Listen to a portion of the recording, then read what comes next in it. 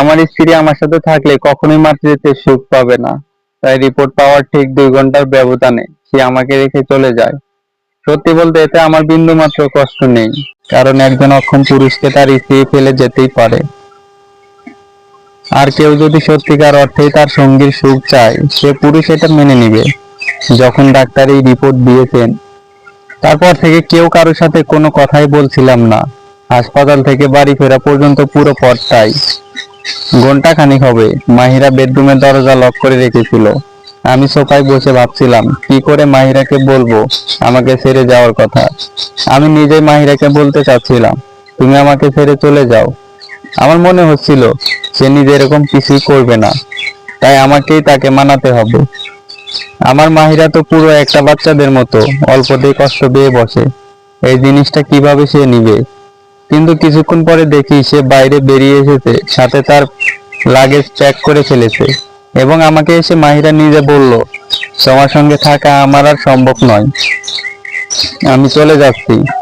ইরাত শোনো, শারীরিক সম্পর্ক করে সুখ দিতে পারলে আর গিফট দিয়ে মন ভুলিয়ে রাখতে পারলেই হয় না, বাচ্চা দিতেও পারা লাগে। কিছু থেকে কিছু না, তুমি আমাকে আহ্লাদ দেখাও, এসবে কিছু হয় না। ইরাত কলিজার ভিতর পুড়ে যাচ্ছিল আমার তার মুখে এরকম কথা শুনে।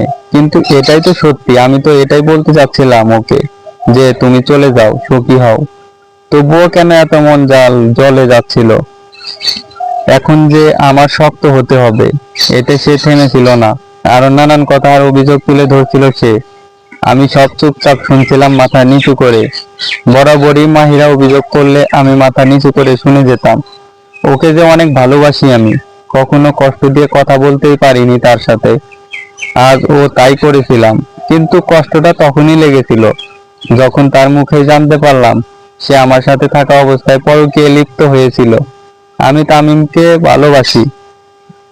এখন তোমার প্রতি আমার আর কোনো রকম ইন্টারেস্ট কাজ করে না। ইরাত, তুমি একজন বিবাহিত নারী। কি বলছো এসব? এখন কিসের বিবাহ আর কিসের কি? একটা সংসার বেঁধে রাখতে হলেও বাচ্চা লাগে। আমাদের কোনো বাচ্চা নেই, আর না আমার আছে কোনো পিছু টান। তোমার মতো একটা পুরুষের সাথে আমার আর থাকার কোনো ইচ্ছাই নেই। সারাদিন যখন কাজে ব্যস্ত থাকতে, আমাকে সময় দিতে পারতে না, তখন তামিমই ছিল আমার জন্য। ওর সাথেই আমি সময় কাটাইতাম। আমাকে সে ভালোবাসা দিয়েছে, তাই আমি আজকে শুকরিয়া করি আল্লাহর কাছে, সে আমাকে সত্যিটা বলার সাহস আর সুযোগ দিয়েছেন তিনি। এগুলো বলে সে চলে গেল, একটাবারও পিছনে ফিরে তাকাইলো না। আমি মাটিতে বসে পড়েছিলাম মাহিরার কথায়। আমি বাকরুদ্ধ হয়ে গিয়েছিলাম। সেই মুহূর্তের কষ্টটা কাউকে বলে বোঝানোর মতো নয়, কারণ একদিন দুদিন তো নয়। আমরা তো 2 বছর প্রেম করে বিয়ে করেছিলাম। 2.5 বছর আমাদের বৈবাহিক সম্পর্ক ছিল। ভালোবাসতে তাকে আমি কখনো কার্পণ্য করিনি। তার বলা প্রত্যেকটা কথা আমি শুনেছি, তাকে খুশি রাখার চেষ্টাও করেছি সর্বদা। তারপরেও কেন সে এভাবে আমাকে ধোঁকা দিল? আমার ভালোবাসায় কি কোনো কমতি ছিল? এসব ভাবতে ভাবতে ইচ্ছে করছিল নিজের এই জীবনটা শেষ করে দেই। কিন্তু তখনই আজানের ধ্বনি আমার কানে আসে। হঠাৎ মনে হলো, না, আত্মহত্যা মহাপাপ। তাহলে তো দুনিয়া আখিরাত কিছু পাবো না আমি। নিজের জন্য না হলেও তো আল্লাহর ধর্মকর্ম করার জন্য আমার বেঁচে থাকতে হবে। না হলে যে আমার মৃত্যু, মা বাবার আত্মা কষ্ট পাবেন। পুরোপুরি 3 মাসের প্রসেস আজকে শেষ হলো। আমার স্ত্রী এখন আর আমার নেই। সে আমার প্রাক্তন স্ত্রী হয়ে গেছে। কোর্ট থেকে সারাদিন পরে বাড়ি ফিরলাম। সেইবারের মতো মাহিরার চেহারাটা দূর থেকেও দেখছিলাম। তাকে তামিম ছেলেটা পাশে খুব হাসি খুশি দেখাচ্ছিল। কেন যেন বাড়ি ফেরার পর থেকে হাত পা নিস্তেজ হয়ে আসছে। আবহাওয়াটা আজকে বেশ গরম ছিল। আষাঢ় মাস, কেউ বলবে না। কোনো রকমে গোসলটা সেরে আসলাম।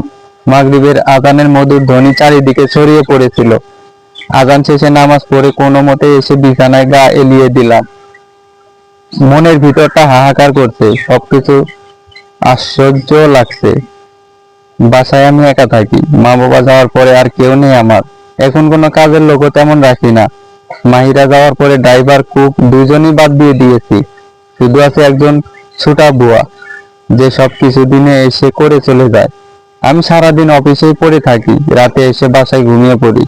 এখানে যে প্রতিটি কোনায় কোনায় মাহিরার স্পর্শ, আমি এসব ভুলে কি করেই বা থাকবো?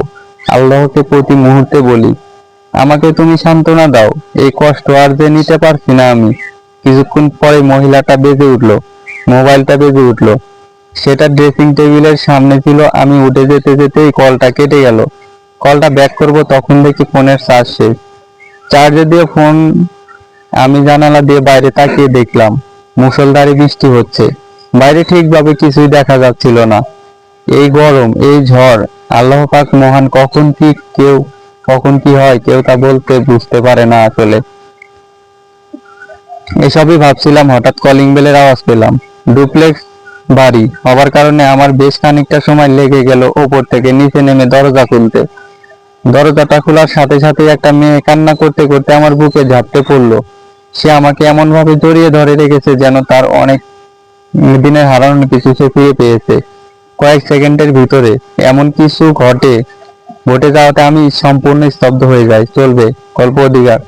তো যারা পরের পার্ট দেখেন তারা অবশ্যই চ্যানেলটি সাবস্ক্রাইব করে পাশে থাকবেন। আর যারা গল্প শুনতে ভালোবাসেন তারা অবশ্যই কমেন্টে জানিয়ে দিবেন।